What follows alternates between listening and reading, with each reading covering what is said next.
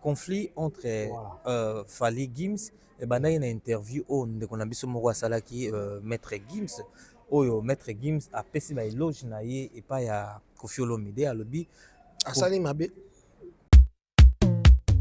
moto aleki Koffi Olomide azate. Mm.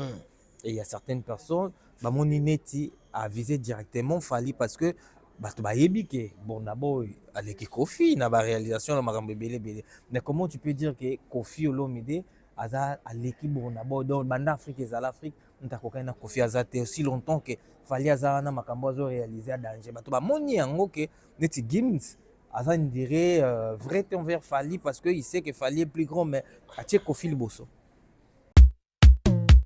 Et ils ont battu, bah comme ça là, bah émission nette. C'est ça qui légende à Yo Ben kanga. vas-y, vas-y. On fait ça légende. Ben ouais, comme tu le dis. Yo nanga Si to tu le boya dis, ben si ngote, tu le dis. il est grand. Ouais, ouais, comme Néo Lobby. Ah, voilà, conflit à grand to longo la Ouais, ngote. ouais.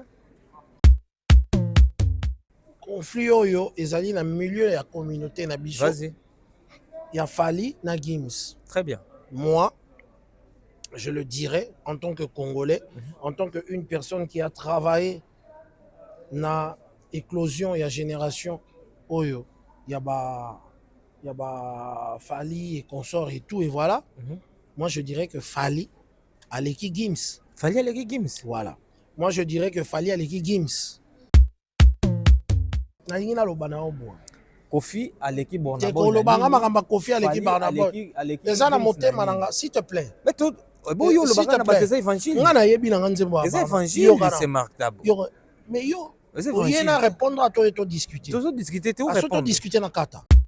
Parce que Fally na mitema ya ba Congolais. Toza combien? Toza 100 millions de Congolais. Na mitema ya ba Congolais, toyoka Fally koleka Gims. Na 2013, Gims a bandi carrière solo na ye. Premier album na ye comme on Subliminal. Wana Fally azo sala power kosa leka. Azo fungola album na ye et comme appelé moi urbanisé.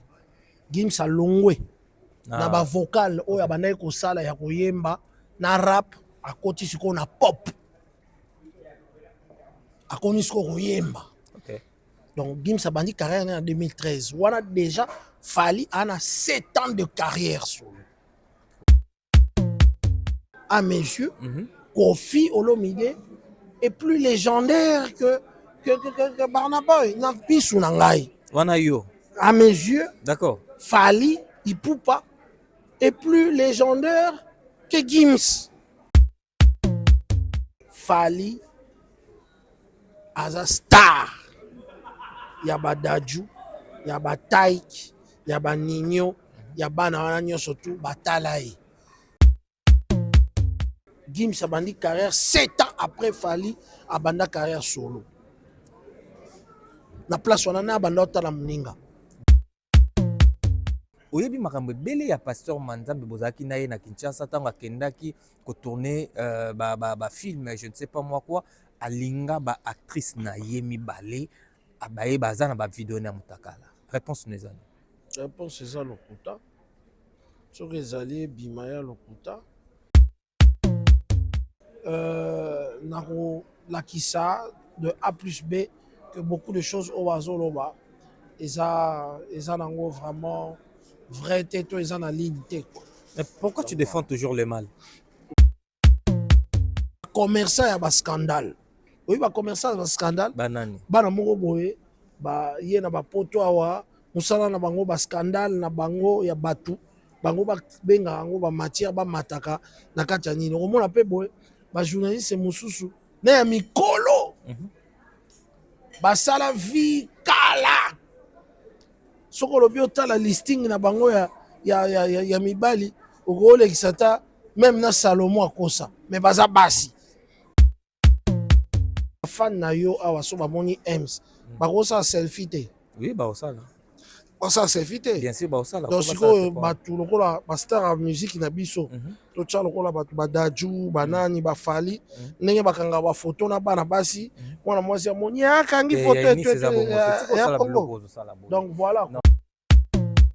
loba neti ba bref pour moi nango pas ali bon maté à chaque fois quand elle Donc parle à la beta télé. masolo mosusu en tout cas so to beta ki ya Sœur Sandra. Mhm. Eza parce que Sœur Sandra azali Wana kutu kombono na kati te mais yoka ici yo na Sœur kati Sandra ya pasteur Sœur Manzala. Sandra so to beta kombo na ye Oui. otalaka niveau ya Sœur Sandra. Oui. Nga vraiment avandi ya po yo betela nga masolo ya Sœur wana. Po nga na beta masolo na ete. C'est marquable. S'il te plaît, on changer dans ton yé. Non, on peut changer si Ou dit Paris pour ya dénigrer ngate au kitsanga. pour dénigrer les alliés. Mais oui. Si j'ai oh yo comme bien la télé manaka. Mais non, moi j'ai posé alors juste la toi question. changer sujet alors. Au salaki conférence de presse au ba invité qui yo au salaki parmi bato bazalaki na conférence de presse wana. Tu as été humilié devant Koffi Olomide. Un grand journaliste comme Marc Tabou, Tina Kilelo Boye, osala en face ya Koffi, osala humilié et dérangé qui yote. Non, je t'ai posé la question si tu l'es. Écoute. Ouais, vas-y, yo, soki la tala bango na télévision. La tala bango. Loba que soki ba traité au warrior ba éliminer. Soki naza warrior, je vais accepter.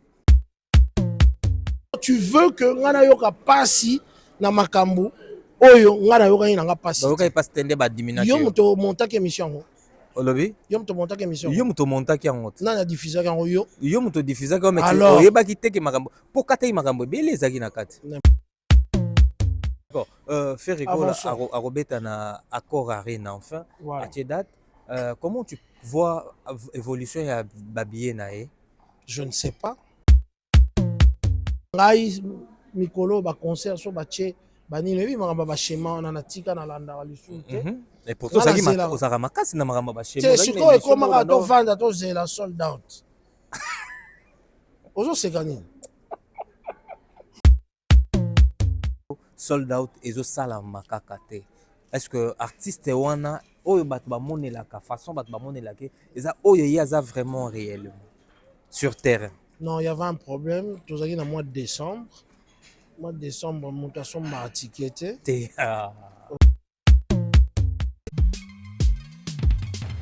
Certains moments de la vie méritent d'être inoubliables. Mariage, anniversaire, baptême, baby shower ou encore un dernier hommage plein de dignité et d'émotion. MS Event transforme vos rêves en réalité et vos souvenirs en chefs-d'œuvre. Un mariage féerique? Nos wedding planners prennent tout en charge, de la décoration à l'organisation, pour que vous viviez pleinement le plus beau jour de votre vie. Des souvenirs immortalisés? Nos photographes et vidéastes capturent chaque instant, sous tous les angles, même du ciel, grâce à des prises de vue spectaculaires au drone. Un événement unique qui marque les esprits. Nos MC de talent, Vanna Malila la Barbikinoise et MS animent votre cérémonie avec élégance et énergie. Envie d'une ambiance survoltée? Nos DJ et animateurs enflamment la piste avec une sélection musicale sur mesure. Un festin digne de l'occasion, nos traiteurs proposent des menus raffinés, adaptés à vos envies et à votre culture. Une décoration somptueuse? Fleurs, mise en scène, art de la table, chaque détail est pensé pour sublimer votre événement. Besoin d'une mise en beauté parfaite? Styliste, maquillage, coiffure, nos experts vous subliment pour briller sous les projecteurs. Ou encore un gâteau qui impressionne?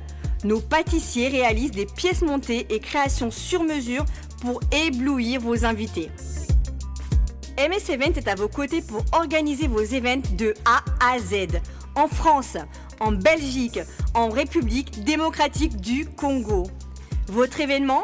Notre excellence. Contactez-nous dès aujourd'hui pour une expérience unique. MS Event, votre partenaire événementiel préféré. Bonjour, bonsoir fidèles internautes, c'est votre émission Carré Parfait avec votre humble serviteur, le E, le M, le S. Carré Parfait, mission socio-culturelle, et Pesagamino, information, il y a sur bonjour la na MS Prod TV, chaîne YouTube, les opérations qualité, il y a image, il y a propre, il y a son, il y a goût. Abonnez-vous massivement sur notre chaîne YouTube MS Prod TV, pour commencer cette émission, je dis déjà saluter na Multiboss, le boss de boss, Adolphe Mouteba, Chila Mouina, na PC Mbote, na PC Mbote, Paya Yako Livila, na Luanda, Mbote na yo, écriture Thierry, je te saluter na Jordan Yilou, mon ami, mon frère, en direct na États-Unis, na PC Mbote, derrière la cam, l'international, le maestro, Kinoshko, mesdames et demoiselles et messieurs, nous avons une légende, oh, na Yambel Bino Lelo, pour tout solo là, tout décortiquer, marambo oyo ezoleka na réseaux sociaux. Il s'appelle Saint-Marc Tabou. Que j'ai saluté, j'ai dit déjà bonjour, bonsoir, Saint-Marc Tabou. Bonsoir Ems. Merci de l'invitation, évidemment. Ouais. Mais on m'a dit que, comme on s'en a d'habitude, on va à Paris, on est en Belgique. Voilà quoi. Talara Yové, donc c'était vraiment important pour tous joie. Tous ba vu ya batebele, en fait zozanga biso moto moko, o père ko pesa opinion na e pour na public et yo kabiso. Bonina nous santé na yo Saint-Marc Tabou. Moi, Dimiga grippe depuis un certain temps. Mali est envahi poto et puis écoute qui biso, tout là qui m'a bé. Bon, moi grippe bêti et tout, mais bon. Malin, mais bah t'es caca. Moi t'es moto, na citron. Et ça là vraiment très bien. Voilà. Et Saint-Marc Tabou Mikolo ça vraiment actif il sous-souté hein. Et la décision depuis un certain temps on a décidé qu'effectivement na se relocaliser à Wanakati à Belgique l'issoussou. Oui que Mikolo Belgique tout ça moi ba changement ba décision politique et belé. Bon, et c'est vrai que mutuna mutwa zonga ameka koyeba un peu comment est-ce que Ntsuka Ngonda naye et bandoleka kitoko. Donc voilà, pour le moment on a za koto oyo. Mais on a toujours que nga na chronique musicale naza mutu oyo azalaka pe ozalaka toujours. Oui que na génération na biso la chronique musicale nga mutu na tikala vraiment na kati pena makasi et tout. Mais vu un peu ma comportement et ma public depuis un certain temps, donc comment Hermon Olakisa, tu as toujours tout l'accent batu que batu loko la biso so tu as na chronique musicale té batu a ressenti que moi manque ça quoi. Moi manque ça. Dans sens wana mais ça plus ma situation professionnelle et ma problème ma décision politique ils ont changé na Belgique et ça que bato ba qui ba belge bazana mikanda ya Belgique bazana bamboka mususu bayana kobongisa makambo na bango parce que makambo ba loi échanger belé. Ah d'accord, ba loi échanger belé. Mais c'est Marc Tabou tozo yo ka opé na makambo ebele tozonga mwa sima to banda na makambo ya Sandra Mbouye. Makambo ya Sandra Mbouye et Reniaki awa mobali na ye azo maltraité ye mais après Saint-Marc Tabou oké kozwa part ya mobali pourquoi décision wana. Bon, on a qui part parce que on dit que Mobali azali innocent, na accusation surtout aux réseaux sociaux bazala comme ça là haut. On a dit que la plupart des réseaux sociaux bafutamaki. Et pas Sandrambo, bango kutu balobi que Mobali nda zo futa bato po basa ele ba campagne. Il y a une habitude wana te. Bayebi bango surtout esika moi si abandai ko travailler bayebi ndenge nini kuna ata ozo travailler na bango isute bato basala kuna même soki ba kondia esika wana batindi bato ba défendre te je crois que Sandra ba défenda qui est en tant qu'ambassadrice kaka ezali décision outil peut-être na organisation na yete to na ba patron na yete mais par solidarité bato nyonso ba travaillera na organisation na ye ba mona que non il fallait tout défendre ye pour azamo na côté na biso bien que pour le moment on dirait azana sous konate ezaki bongo donc yango ba bana ko défendre ye à gauche à droite mais nga na ibisaki bato que to pesa tan temps à partir ya temps nde tokoyeba makambo ndenge elongo banaki le pasteur Jean Bosco Azali c'est mon pasteur que je respecte, c'est un ami de longue date. Tout ça, il déjà plus de 25 ans. Et tout, tout ça ensemble et tout. Je ne le connais pas dans l'accusation surtout bazar au Fingae. Je ne le connais pas dans l'accusation à Mobali Moro Kindumba. Je ne le connais pas dans l'accusation qui par moi s'il a été. C'est plutôt le contraire. À ça la Rayango. Et puis voilà. Donc après un moment on a moni kenga na komi kokota bato oyo ba yebi ata ba information te. Bavandaka mosika babandi koya kopesa ba information. Namonaki ça servait à rien qu'on parle. Laissons le temps par le temps. Et puis voilà. Totika couple en tranquille. Ceux qui vont divorcer, va divorcer na bango na ndenga malamu. Ceux qui peuvent kozala bazala ndenga malamu. Bango mo balingana ki décision na bango moko basala ngo na ndenge elongo bani. Nde mona na se retiraki. Mais si j'ai appuyé le pasteur, c'était pas un sentiment, c'est parce que son atali batu na misu boye na koyebisa bango na likambo oyo oyo elekaki na kati ya réseaux sociaux bato banaye koloba motu azali victime ezali le pasteur Jean Bosco. Les détails tokoloba te ndenge navandaki nye na kolobaka na ngai kosu te badétail avenir kam te epesa biso raison. Pasteur azocontinue nzela na ye. Maman Sandra a continué de dire ceux qui sont ensemble, Dieu soit loué, ceux qui sont ensemble, ils ne pas comme maman. Mais dans les bosso, effectivement, qui disait vrai et qui ne disait pas vrai. Ok.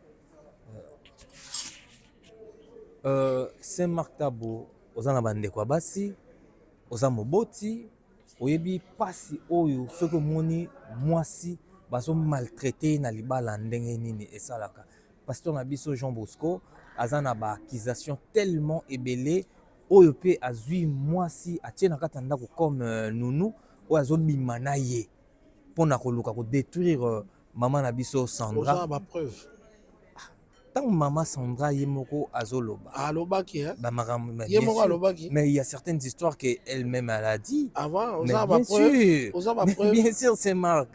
Ezali eza question yo makambo loba yo poza ba preuve. Yo za ba preuve. Makambo o yo po loba za na ba preuve. Yo ndenge yesiko ya nga na zalaka na pasteur yo zalaka na ye. En fait, tant qu'il y a pas de preuves, il faut pas venir raconter des choses à la télévision au maîtriser te. Bato nyonso surtout bana basi nyonso tout oyo oyo baza ba exemple te o baleki na télévision o balobaki ba makambe belé et tout bango nyonso tout ba ata na preuve moko te. Il y a ba avancement nyonso baza au sala. Je préfère que tous les cas sujet oyo parce que na obaki na koloba sur na sujet oyo maman Sandra longol bag mon aki vidéo bon wana nde mutu yo solo ba problème ya te. Je préfère que tous les cas sujet oyo pour naïbisaki bato sujet oyo lelo te lobi te mokolo ezali ba tokoyeba ke ezalaki boye donc totika bango kimia ba continuer ndenge baza kosala wana et puis voilà donc je préfère que on répondre sur na ba question oyo etali likambo wana te mais moi à ce que je sache nazalaka plus pemeni a raison que pemeni a tort. D'accord. Voilà. On va parler parce que marambo ba pasteur ozara mingi entouré na ba pasteur otambola mingi na basala nzambe mais basala nzambe la plupart otambola na bango basa sur des scandales. Tozu sous pasteur na biso Blaise Manzambe oyo yepe azana kata scandale et puis na kata scandale wana kombo ya Saint-Marc Taboul sous na kati nazaki na moto moko abenga ngai réalisateur na yemoko ebisa ngake oyebi makambo ebele ya pasteur Manzambe bozalaki na ye na Kinshasa ntango akendaki kotourner ba film je ne sais pas moi quoi alinga ba actrice na ye mibale abaye baza na ba vidéo na mutakala. Réponse nezana. Réponse eza lokuta soki ezali bimaya lokuta et tout puisque nga moko nazalaki wana nga na recrutaki ba actrice nga nde nazalaka na ba actrice et tout et voilà et je crois que eloko tokoko loba concernant makambo ozoloba eza plus makambo ezoleka lelo na toile nga il faut vraiment éviter kolandaka bato bazoyaka liboso kolobaka ba makambo sans ba preuve tangible ya makambo bazali ko avancer. En tout cas, si tout le monde savait ce que tout le monde disait sur tout le monde, personne ne parlerait à personne. Okay. Donc je crois que makambo baza ko avancer na prophète Blaise Manzambe Ouais. ezala na Kinshasa puisque nga azalaka na Kinshasa ezala na kati ya poto en tout cas mokolo na kozwa décision oya kolobela makambo yango na kolakisa de A plus B que beaucoup de choses oyo bazoloba eza nango vraiment vrai te to eza na ligne te quoi. Mais pourquoi tu défends toujours le mal? Pourquoi défendre le mal? Moi je ne défends pas le mal. Moi je dis des choses que j'ai vécues. Nalobaka babiloko na moni soki na moni oyo bino booloba te et tout makambo elekaka na mwasi na mobali ezalaka na kati ya chambre non soki yo na bato wana bazoloba tozalaki Mais preuve mosusu ezali oyo réalisateur preuve yo ezalaka okendaki na ye. bato basextape ebima Oui. omoni mokolo babimisaka basextape bandeko na biso ebele bapiblia yo na bapiblia yo te Tenga bapiblia nga te. bapiblia yo no Tenga te te. Yo déjà bapiblia yo. omoni bapreuve eza défendre bato omoni mabe bapreuve ezali Tabo. yokana bapreuve ezali tomoni yo Ouais. na chéri na yo wana ya métis Oui. na télévision bozosala babolingo na bino tomoni mais soki bapreuve abongo ezali basextape yo obima nano na sextape te etu banini mais bandeko na yo ya réseaux sociaux ebele babima na basextape awa omoni bapreuve yango wana ya koyeba ke o mutu wana asalaki mabe to mutu wana asalaki mabe mais oyo akoraconte des histoires oyo niyo ninga nayebi te et surtout bacommerçant ya bascandale oyi bacommerçant ya bascandale Banani. bana moko boye ye na bapoto awa mosala na bango bascandale na bango ya batu bango babengaka yango bamatière bamataka na kati ya nini okomona mpe boye bajournaliste mosusu na ya mikolo basala vi kala soki olobi otala listing na bango ya mibali okoolekisa ata même na salomo akosa mais baza basi mais bazoya kokota na makambo oyo baza na ni preuve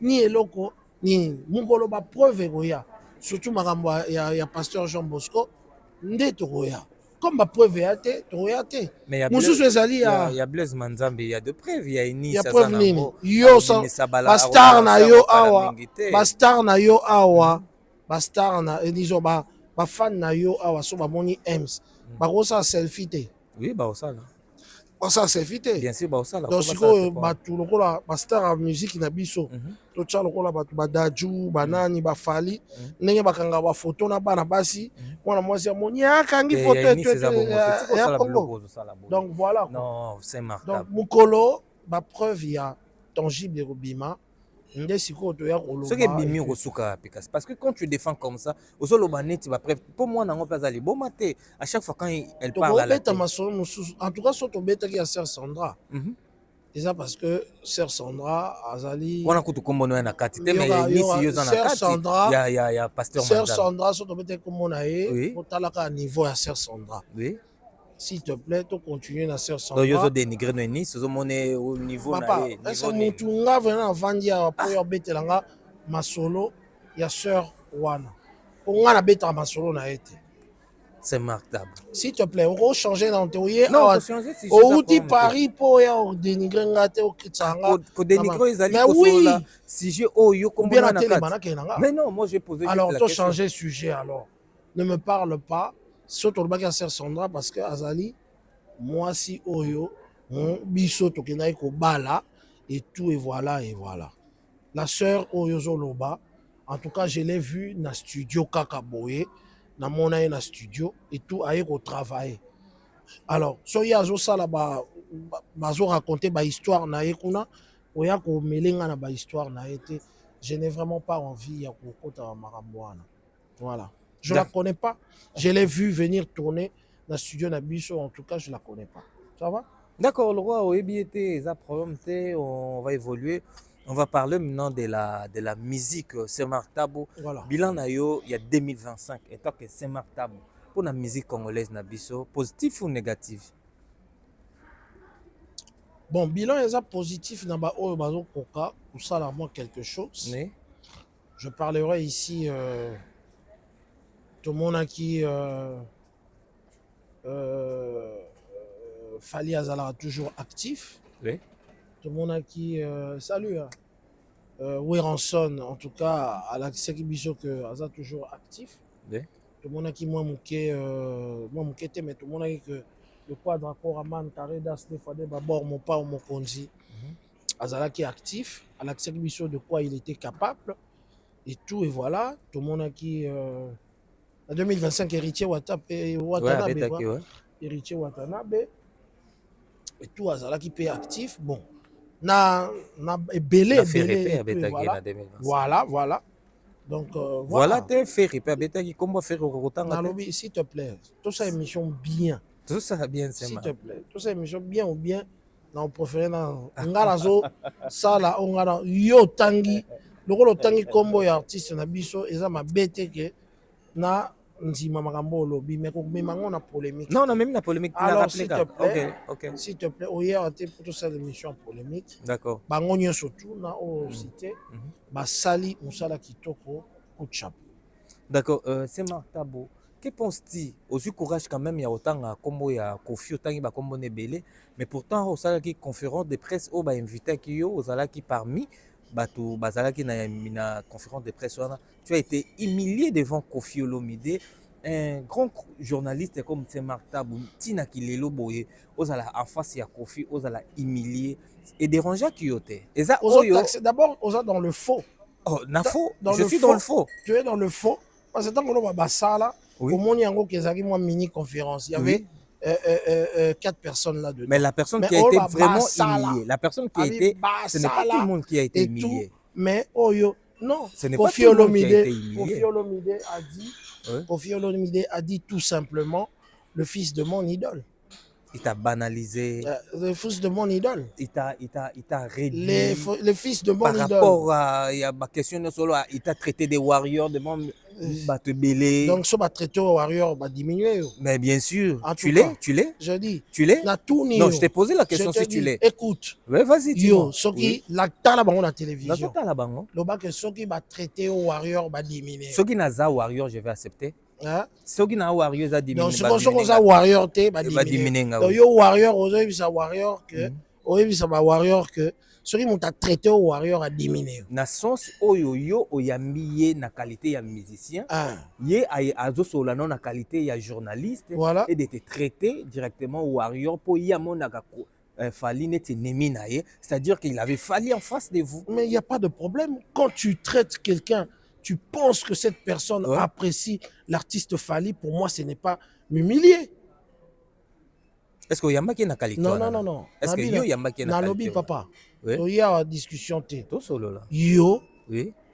Qui je te vois dans des émissions en train de défendre les warriors. Oui. Tu dis que quelqu'un qui te taxe de warrior a diminué. Qui te taxé de warrior? Non. Si tu l'es, ça ne me dérange pas. Qui te taxe de warrior, que je ne sois ou que je ne sois pas, ça ne me diminue pas. La qualité, il y a moi je dis la qualité, il y a journaliste. Ça ne me diminue pas que je le sois ou que je ne le sois pas. Parce que c'est quelqu'un qui apprécie, c'est que celui qui est le numéro 1 de la musique congolaise actuellement, d'accord. Makambo Azar Osala, Ozor ou apprécié. Même si je ne le suis pas, moi je ne pense pas que pour moi, Ezali, le roi Aneti va diminuer. Non. Donc, Makambo, Kofi Asala Kyo, façon traité Kyo, dans la conférence de presse, ça t'a dérangé Kyo? Non, on va déranger. Oh, mon thème, Si vous voulez déranger, non, il dérange qui bat na place. Non, mais déranger pas il dérange qui bat na place. Il y a un lobby qui vous allez humilier, mais au déviant en fait. Non, nous sommes aux autres là pour le code dévier Makambo. Non, na lobby c'est très simple en fait. Donc tu veux que ngana yoka passi na Makambo, oyo ngana yoka ina passi. Donc il passe tende ba diminuer. Yo moto monta ke émission. Au lobby? Yo moto monta ke émission. Yo moto monta ki en haute. Na diffuser kan yo. Yo moto diffuser comme tu oyeba ki te ke Makambo. Pour kata Makambo be les zaki na kati. N'importe quoi. Ben ouais. S'il te plaît. Ça émission na bientôt kende. Au kata ki Makambo zaki na kati s'il te plaît. Ça la émission na onde au ça. Ça peut si popol mo passer la humiliation. Oui. Yo, même ba humiliation. Moi, je ne me suis pas senti humilié. D'accord. Parce que la personne qui parlait autour près des artistes là ça va journaliste sur Bazalaki ayebaki de quoi cette émission là était faite.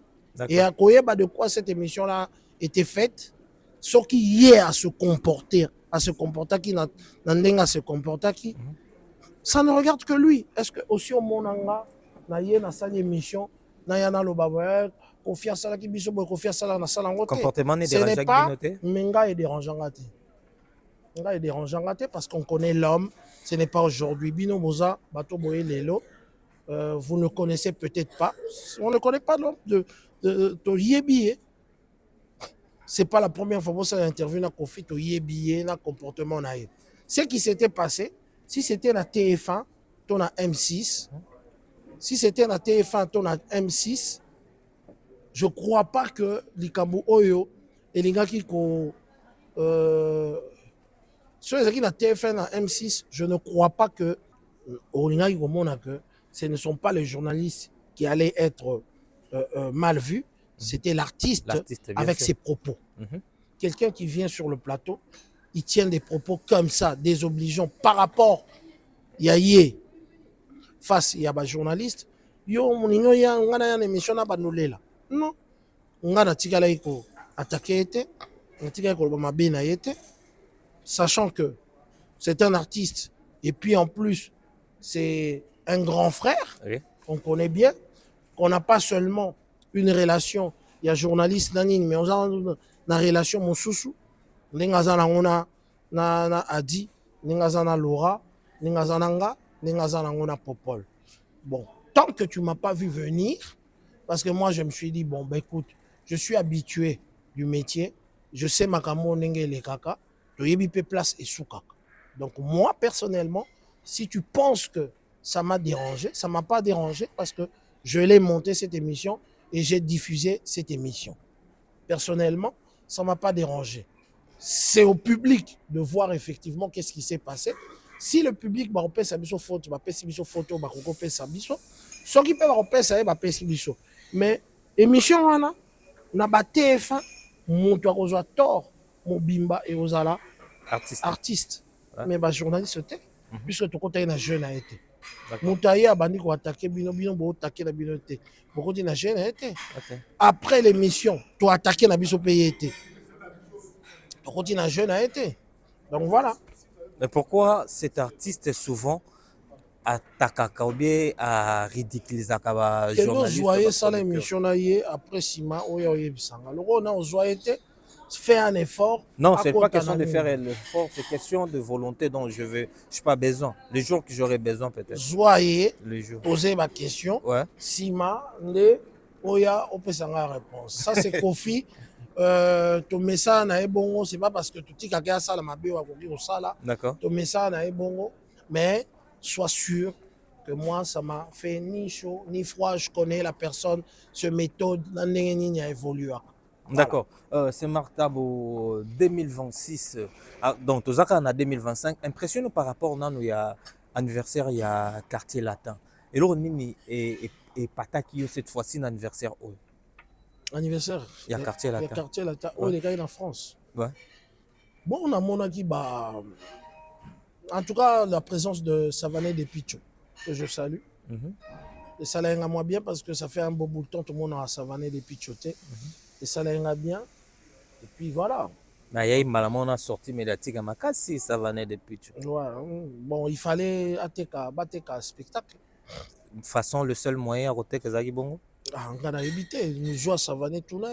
C'est pas à moi de reprendre. Non, tout ça l'analyse. Non, je ne peux pas analyser quelque chose que moi, personnellement, je n'ai pas les tenants et les aboutissants. J'ai vu des gens passer à la télévision pour faire la promo, pour parler. Et comme dans le milieu congolais, la promo, on demande assez qu'il y ait quelques pics à gauche, à droite. Ils l'ont fait et tout. Mais s'il faut demander le pourquoi, c'est à eux de demander, ce n'est pas à moi. D'accord. C'est Marc Tabo.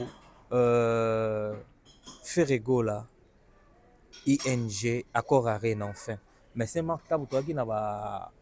Tozongi moi si mamoké tant au ferré vagabeta IN à Paris la défense arène à BTT. Bah tu vas tchaka en mingi na mutu na yo tilelo. Et au lobate na batu que Ferrego là à betaka les sous Paris la défense arène en até. Et lelo les Gaulois bazo se fait vraiment on a déjà que Ferrego là à Robert Accord Arena, bango suite na bango za après Accord Arena, Paris la défense Arena. Que penses-tu par rapport à ça?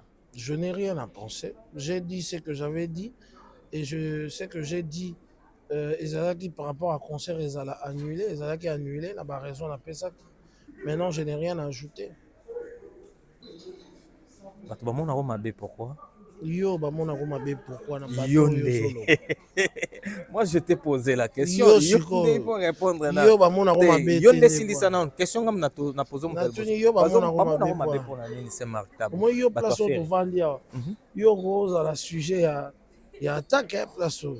yo benga Parce que yo za mabe. yo nde obenga ye To za mabe na bango. yo nde obenga tokolekele komsute natuni yo question ozomona teke nga na tangi facilement kombo affaire oyo okotanga te pourquoi pas tanga te oza nani po otangisaka mais komba tanga bato kasi ekomi interrogatoire to eza interview eza interview Il y a mais deux- yo lobi ke nga moto il y a, bamona nga mabe il y a interview na interrogatoire oui toza na interview toza na interview Voilà. na pozo moto nalobi no ke tu m'as posé une question que je n'ai pas de réponse par rapport à ce que tu as dit je t'ai répondu dans le sens où j'avais dit des choses que je ne suis pas revenu sur makambo na loba. D'accord. Je suis parmi eux sur na lobi likambo. Nayeba ke on a lobi eza vrai, nazonga te pona loba te, olimbisanga et tout on ezaki faux. Na lobaka et salaka makambo na lobaka et puis eleki nango koluka te o créer polémique, poser des questions bien sur l'artiste. Sur l'artiste, oui. On va répondre. Mais koye langa te ba polémique o ba boyaka o ba nini. D'accord. Ferrico a robeta na accord arena enfin. Voilà. À tes dates, comment tu vois l'évolution ya babiye nae? Je ne sais pas. Autant la raté aux journalistes. Il y a concert wana na Hollande te niveau ni nezali ngai mikolo ba concert so ba che bani lebi makamba ba schéma wana na tika na landa lisu te. Et pourtant ça qui osaka makasi na makamba ba schéma. C'est siko e koma to vanda to zela sold out. Ozo sekani. Mais pourquoi na mi bomanzo to na landa makambo? Il faut na zela ka sold out. Bon liboso bando ça. Il a fallu est-ce to landela ki. To zela ka to yo ka pourcentage allez sold out. Bon côté. Bongo. Alors il y a bango pe to zela ka sold out. To zo su musala ko ba futi biso te ya ko tala ka ba croquis. Tu as combien de mois avant bêta? Avant avril, 3 mois, je suis sûr. Hein? 3 mois de janvier, ils en ont. Janvier, février, 3 mois. Mon colo soldat de bêta, Internet et ça, nini. Et ningana. Voilà, Toyeba. Mais pour le moment, je t'avais dit que je me suis un peu retiré. Donc, dans Hollande, là, mais je sais que le concert est roulé bien. Ça, au moins, je sais. Okay. Par rapport à l'artiste, grandeur, comme certaines personnes le voient, capacité au battement et là, comme on a depuis artiste qui date, Tilelo, sold out et zo salama kakate. Est-ce que artiste wana au battement et là, façon battement et là, il y a vraiment réellement sur terre? Non, il y avait un problème. Tout ça, dans le mois de décembre. Mois de décembre, mon garçon m'a étiqueté. En décembre, c'est marqué ABCB.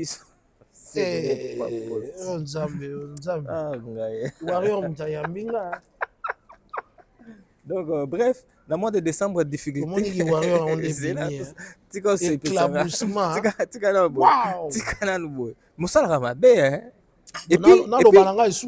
Et puis tu le fais calmement aux opposés.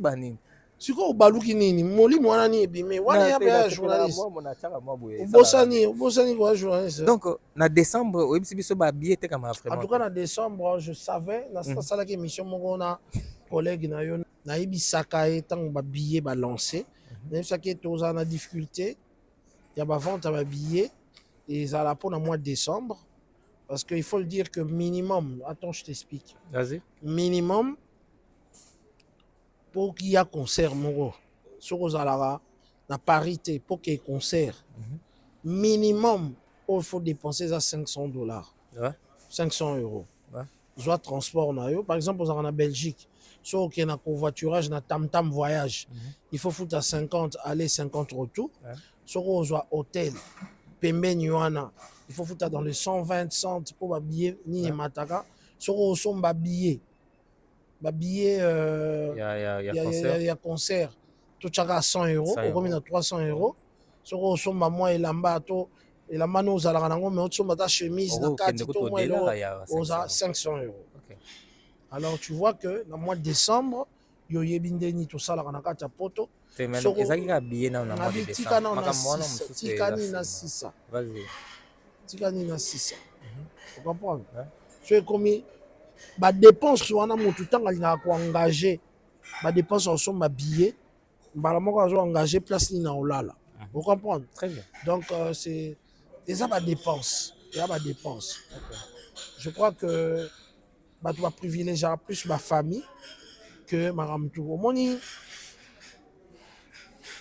héritier Watanabe abeta concert na mois de décembre le 25 hein, et tout donc au somba babien na mois de décembre je sais que ça allait être un peu dur bato babimisa et pourtant bana ba dépense na bango mois de janvier peut-être voyons entre mois de février mars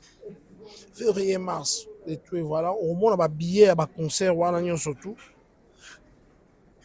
deuxième stade ya Fali okokata mosusu babillet mpe ekokoma prêt aussi là et tout peut-être babillet na bango ekoki koavancer en ce moment là voilà D'accord.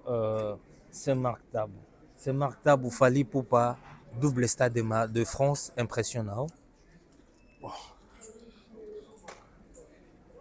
baimpression na nga na loba bato bayebi impression na biso ezali kokamwisa ke Fally oteka kwanga na likabu na stade de France.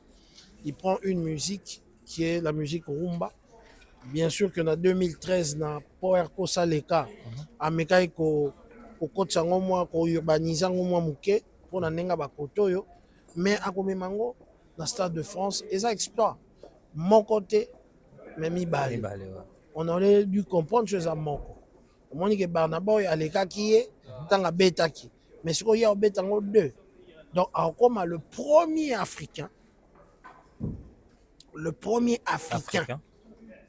oyo azalaka na Afrique abani musique ne oyo Afrique aya kotondisa deux stades moko te mais deux Premier africain. en tout cas coup de chapeau c'est un coup de génie. D'accord. On va parler conflit dans les réseaux sociaux et indi entre Maître Gims na Fally Ipupa comparaison na naleki te tout ça qui beaucoup plus lelo pona oya kokata likambo oyo étant que mbiaka opesa point de vue na yo étant que mbiaka Saint-Marc Tabou koyoka dispute oyo ba discussion dans les réseaux sociaux entre Fally na Maître Gims motu na so na tonyo lelo Marc Tabou Fally na Gims na naleki na contexte nini il faut betelanga na nde nini makambo wana ebandi est-ce que ezolobama na TF1 na M6 na bachaîne nini to ezolobama kaka na baémission ya ba MS na baémission ya bamige to na banini pesanga tozonga nsima nano conflit entre Fally Gims ebandaki na interview oyo ndeko na biso moko asalaki Maître Gims oyo Maître Gims apesi baéloge na ye epai ya Koffi Olomide alobi asali mabe bon façon ye alobeli alobi nini alobi ke banda donc na Afrique mobimba de Burna Boy je ne sais pas moi qui moto aleki Koffi Olomide azate et il y a certaines personnes bamoni neti a visé directement Fally parce que bato bayebi ke Burna Boy aleki Koffi na ba réalisation na makambo ebele mais comment tu peux dire que Koffi Olomide aza aleki Burna Boy donc banda Afrique ezala Afrique ntakokai na Koffi azate aussi longtemps que Fally aza na makambo azo réaliser à danger bato bamoni yango ke neti Gims aza dirait vrai envers Fally parce que il sait que Fally est plus grand mais atie Koffi liboso. En tout cas, sur le lobby, ça va changer beaucoup de choses. Nga na yebi yango bongo te. OK.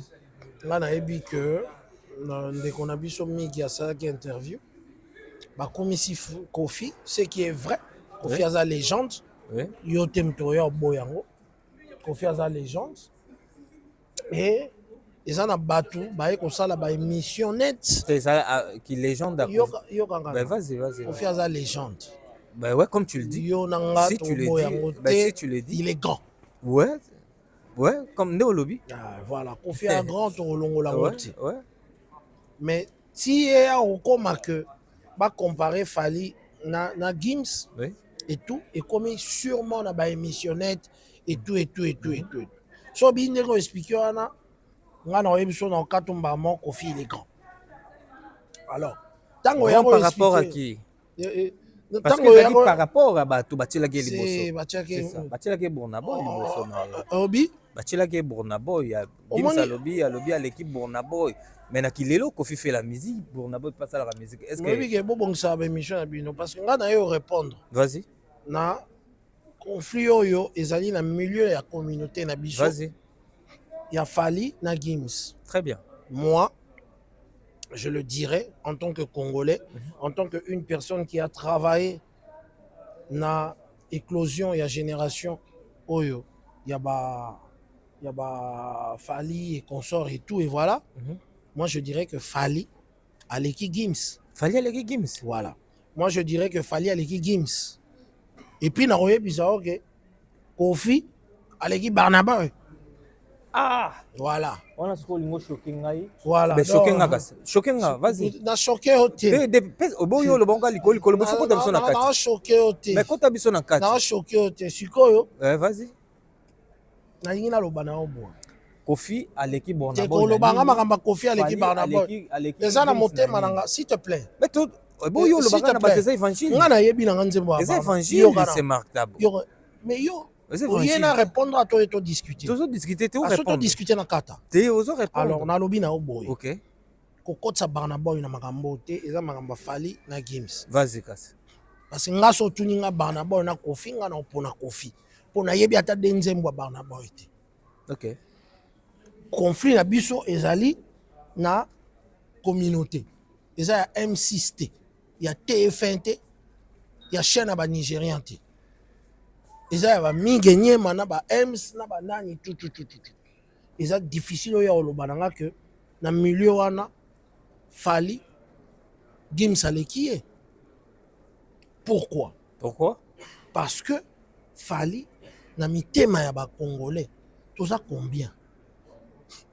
Toza 100 millions de Congolais.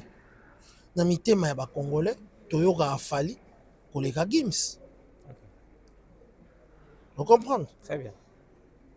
Fali a bandi carrière naie avant 2006.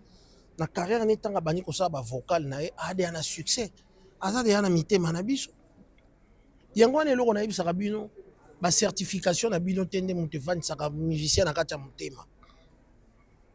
Gims tanga bandi carrière naie na 2010. Basali album na bango na section d'assaut. Na 2010, Fali déjà dans 2006 azali na carrière solo. Gims aye kosala ayebisa bino ke na 2010 tanga za kobeta na section d'assaut ba fouté combien? Abanda kolela ke babanda fouté combien? Ba folar. Na 2013 Gims abandi carrière solo nae. Premier album nae comme on Subliminal. Wana Fali azo sala power kosa leka. Azo fungola album nae et comme appelé moi urbanisé. Gims a longwe. Na ba vocal oyo abandaki kosala ya koyemba na rap akoti siko na pop. Akoni siko koyemba. OK. Donc Gims a bandi carrière en 2013. Wana déjà Fali a 7 ans de carrière solo. Wow. À succès. Donc asa exemple pour na ba génération wana yango no mona bango tang ba yaka na ba émission baza ko loba que Fali aza légende taika lobango Dadju aloba yango et tout et voilà. Alors tant que polémique est dans la communauté congolaise, c'est difficile au loba la communauté congolaise que communauté congolaise ya bato mangala au loba que Gims aleki Fali. Cela n'enlève en rien que Gims a un danger en France. Il y milliards de fois. A beta bandou les belé. Assisa ba Zénith, ba nini tout azo beta et puis azali pena o abenga artiste de l'industrie française.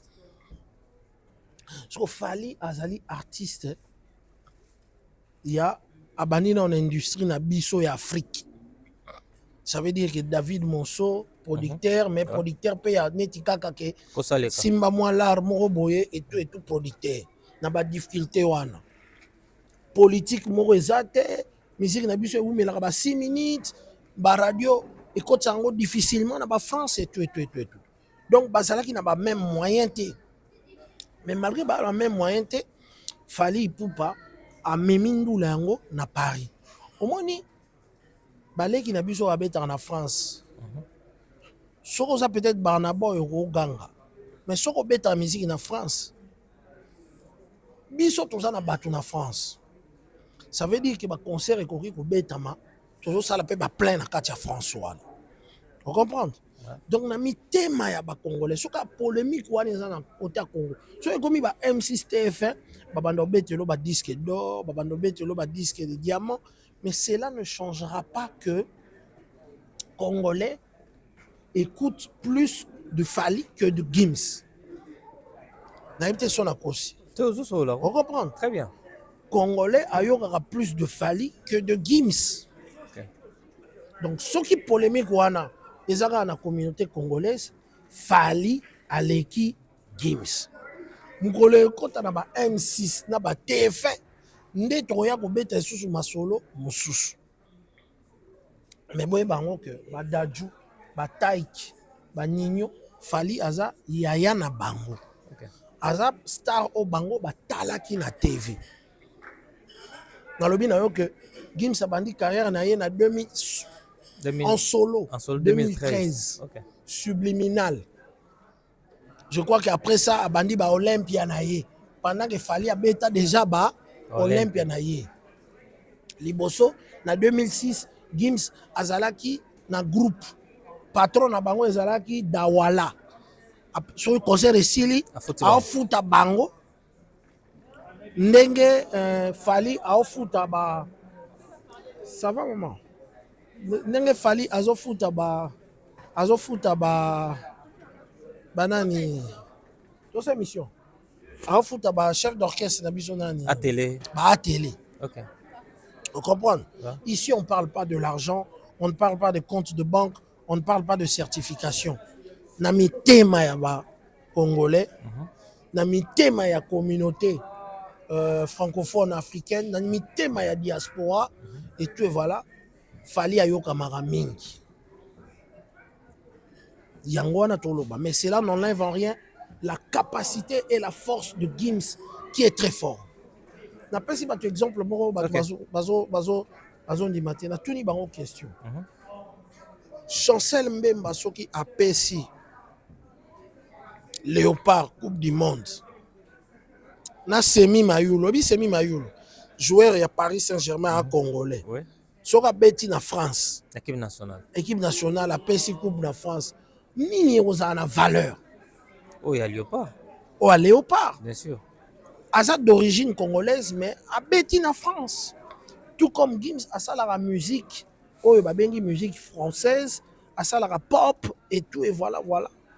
Ayembaka na français plus et tout, azo valoriser culture ya bato mosusu. Au pas au sala ya lokumu, mais aux yeux de nous les Congolais, et ozala difficile que alega liboso ndenge pe yo ozolinga kolekisa Barnaba liboso akofinga na biso tika na biso ka ozonga na te po ya kodimina ba artiste place nga nazali ndenge ndenge ngai vi na nga mobimba parce que ça vi na nga. D'accord. Il faut quand tu poses des questions, il faut ocha maele ya koyeba que ce que moi je dis, ce n'est pas une parole d'évangile. Bien sûr. Mais tu réponds à ma question, papa. Tu réponds à ma question. C'est mon avis. Ce n'est pas un avis où je force les gens à accepter mon avis. Mais est-ce que vous t'as forcé? Voilà. Alors, il y a un polémique dans le sens où et ça avis nanga. Soit avis na yo. Non mais on poser nga ba question ozongi wana na zongi wana pona lo bano. Oui. À mes yeux. D'accord. À mes yeux, Kofi Olomide est plus légendaire que Barnaba na pisu na ngai. Wana yo. À mes yeux. D'accord. Fally Ipupa est plus légendaire que Gims. À mes yeux. D'accord. Voilà. Maintenant, question Zali, pourquoi dans ce genre de polémique, la polémique nyonso ya mabe ya makasi elekaka na Congo, le nom qui oyo balukaka ezongaka mingi le nom de Koffi Olomide? nayebi te tosala barecherche oyeba pourquoi Mais yo oza na Non, zwi yo mais na nayebi qualité te. ya journaliste oyo aza mbiaka bakotuna mpe 20 question moko mpo zwi te donc oyo olingi ozwa te. nayebi te yo peut-être fouillé wana nayebi te C'est Marc Tabo. wana nayebi te. Performance, il y a Weranson, le roi de la forêt. Comment tu le trouves actuellement?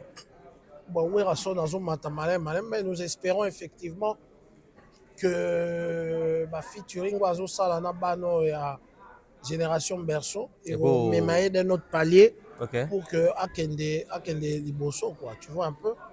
Voilà.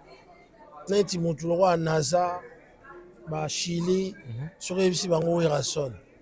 Pour na Bango Weranson aza idole. Idole, ouais. Mais basala belé et tout. Ouais. Bate kaka batala bango na millions. Koleka Weranson. Ouais. Mais bawe biso te ko bango baleki Weranson ba banda na ndeni. Ba banda na ndeni. Ok. Ba banda na ndeni. Donc conflit a fallu na Gims. Les autres conflits moko boye. Ngai na traité conflit yango ndenge kaka ebandeli na bémission na bino bandeko na nga bamige babino et tout. Et puis en plus bato baza konie que fali epa na biso bacongolais et aleki Gims soki otuni baartiste na bango moko soki Gims aleki baartiste na bango moko bakoboya Ok. bakoboya mais bazwi bakomba baartiste na bango babombi bazobebisaka ya fali c'est normal. Mark alalaka na butu na pale na ye soki atie banzembo atiembaka barumba na barumba atiaka ata mosusu nzembo fali ebeti neti nzembo nga nalinga bisengo ya Ingrid Ami José la rende kavuvu c'est marqueta eza question obwaka te nakonseke bayimba ngo sute banzembo ebele wana oyo yokana banzembo ebele oyo toyebi. Toi tu connais combien de chansons il a fallu oyemba ebele plusieurs oyebi combien de chansons il y a héritier na oyemba et c'est belé oyebi combien de chansons même à la Lacoste na oyemba oyebi nga yebi banzembo ya Lacoste belé koleka ko banzembo Gims ezate na odimne Gims a deux fois te azaka na ba chiffre moko kondima te mais ba chiffre wana na misu na biso ba congolais ekoma te po biso tozala makambo na biso mwasi mosusu akozala pembe kitoko etu mais bagu na biso eza rumba. Donc tout circoncire yango bongo. D'accord. Eza ba mbongo te nazoka a gagné 40 millions. Wana 40 millions na ye. Mais si convaincre mitema na biso ba congolais et tout. D'accord. Même la vieux Juna. Na yoka vieux Juna koleka mettre Gims. Ah bon? Juna Janana. Ngande na yoka vraiment te. Nga vieux Juna Janana na yoka ye koleka mettre Gims. D'accord. Quelle analyse nini? Surtout tanga bwaka ba biloko na yo wana ya set up una go si et tout et binisanga vieux Juna binisanga koleka mettre Gims. OK. Tanga bwaka ba bon nini? Abwaka ba ki mingi ya bwaka na banzembo yemba na viva la musique. D'accord. Donc azali amaka ngai koleka mwana. OK. D'accord. Et puis conseil na opesa na émission totika ofinga. Surtout les anciens. Botika ofinga to respecter ba vejuna, to respecter pe kotoyo côté ya fali ofinga ba mama c'est choquant et vraiment. tout et voilà to asseoir to continuer polémique biso to hier to répondre à ma question polémique nga na lobby fali aleki Gims. OK. Po ba ninga kataka place wana bon bokata fali aleki Gims. Mark Tabo lobby. Mark Tabo mutu a lobby. Ba explication bon lukango après. Mais botika kofinga papa Juna Chanana botika kofinga madame Ya Fally, maman Nana Ketchup. Fally et tout botika kofinga kaka boya nga na bi na ndenge na biso ba congolais Fally aleki Gims na kobakisa ku ba artiste mosusu. Merci beaucoup, c'est Voilà. Marc Tabuto. Comment na suka émission na biso nini bato bako retenir na passage à Saint-Marc Tabulelo? Na passage à Saint-Marc na bandeli lisusu na polémique oyo ezali boyeba ke mutu na mutu apesaka vie na ye. D'accord. Lobi te baya ofinga à Saint-Marc bonga kuna mesana au Saint-Marc alobi que tel aleki tel. OK. Tu comprends? Pour moto peli penda makasi Non, eza na moto te, eza selon motema ya donc moto. ndeza ona la plupart ya bato ya Kofi ba Gaulois bango nyonso ba soutenir maître Gims. Tout le monde écoute maître Gims apostaki ba journaliste mosusu. Ouais, impressionnant. nayebi te kote wana na commentaire osala te. Donc yo ba commentaire ezala te Non, na non, émission. En tout cas, na commentaire osala ba place ya répondre ba question D'accord. oyo ezali bien fondé pour que ekoyisanga na place oyo ekoyisanga te. Je les ai expliqués ici. Dans le contexte à polémique au Ezali, c'est inconcevable de dire que Gims a l'équipe Fally. Mais cela ne l'enlève en rien que Gims a défoîté, Azali mystique, na francophonie, na France et tout, Aza mystique. Fally, mêmement.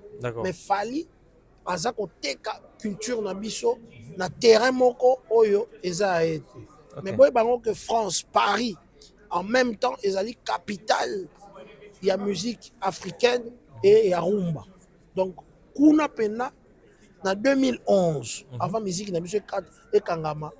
Bah, Pétua n'a ni surtout, bah, qui n'a succès. Ok. Là, soyez bien. Ouais.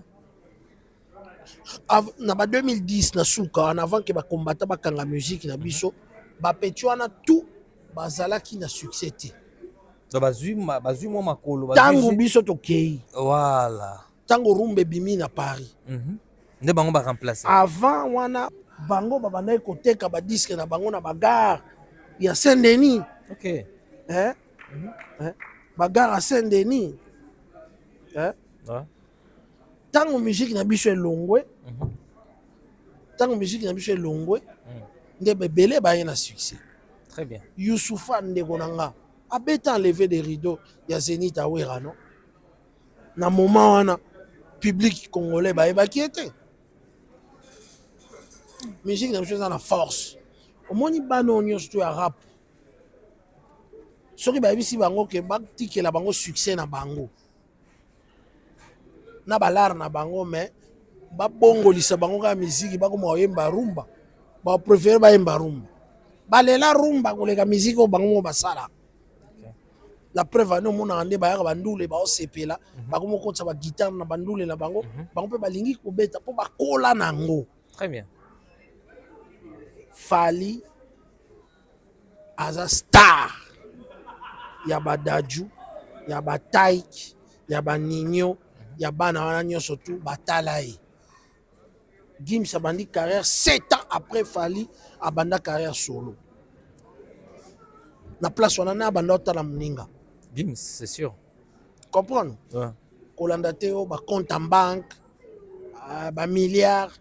Aza na industrie moko boye, eza na force koleka industrie biso toza nango. Voilà pourquoi biso to loba que na mitema na biso ya ba congolais na caché sec na biso ya ba congolais eza inconcevable ya koloba bon. Mais ce n'est pas pour diminuer les gens. Gims a grand. D'accord. Voilà. Merci beaucoup. Merci Nabato, tout batal biso. Dernier mot na et puis ba remerciement n'est pas banal. Remerciement nanga na bois de ben. Un restaurant na biso makasi na olinga de temps en temps soko ya rolia na bois de ben. OK. Les restaurants na biso bois de ben ezali na boulevard du Midi numéro 125. Ba remerciement nanga na Christian Mabaka à Droba. Ba remerciement nanga na Tam Tam Voyage, Néo Tam Tam, na pesi mbote na prophète Blaise Manzambi, prophète à solo. Motono. Na pesi mbote na prophète et na pasteur Jean Bosco. Na kobosa te batu na biso ya covoiturage, na pesi bango ba mbote ya trop kuna na porte de la chapelle, Badelion, Baté, Bazalia, Turbo, Maître Turbo, Dido. En tout cas, Batunio, surtout na Bosani Lelo, Bolimbi Sangai, na Pessimino, Mbota trop, Colonel Braddock, place Rosalie, na Braddock. Pessimino, Mbota trop, Porte de la Chapelle, la gare du Midi, toujours les colos. Merci beaucoup, c'est Marc Tabou. Merci Nabato, tout Batal Bisso. Nassur Ezamba Liboso, T, P, Asukate, Tigande va polémique. C'est tout ça le polémique de l'émission. Makasi. Au sentier polémique. Ouais, Makasi. Ah, la monité, hein. La monité. Donc, merci beaucoup, c'est Marc. Merci d'avoir tout Batal Bisso, tout côté de Bongo, Sima. Ciao, bye bye. Certains moments de la vie méritent d'être inoubliables. Mariage, anniversaire, baptême, baby shower ou encore un dernier hommage plein de dignité et d'émotion. MS Event transforme vos rêves en réalité et vos souvenirs en chefs-d'œuvre. Un mariage féerique? Nos wedding planners prennent tout en charge, de la décoration à l'organisation, pour que vous viviez pleinement le plus beau jour de votre vie. Des souvenirs immortalisés? Nos photographes et vidéastes capturent chaque instant sous tous les angles, même du ciel, grâce à des prises de vue spectaculaires au drone. Un événement unique qui marque les esprits, nos MC de talent, Vanna Malila la barbikinoise et MS animent votre cérémonie avec élégance et énergie. Envie d'une ambiance survoltée? Nos DJ et animateurs enflamment la piste avec une sélection musicale sur mesure. Un festin digne de l'occasion, nos traiteurs proposent des menus raffinés, adaptés à vos envies et à votre culture. Une décoration somptueuse? Fleurs, mise en scène, art de la table, chaque détail est pensé pour sublimer votre événement. Besoin d'une mise en beauté parfaite? Styliste, maquillage, coiffure, nos experts vous subliment pour briller sous les projecteurs. Ou encore un gâteau qui impressionne? Nos pâtissiers réalisent des pièces montées et créations sur mesure pour éblouir vos invités. MS Event est à vos côtés pour organiser vos événements de A à Z, en France, en Belgique, en République démocratique du Congo. Votre événement? Notre excellence. Contactez-nous dès aujourd'hui pour une expérience unique. MS Event, votre partenaire événementiel préféré.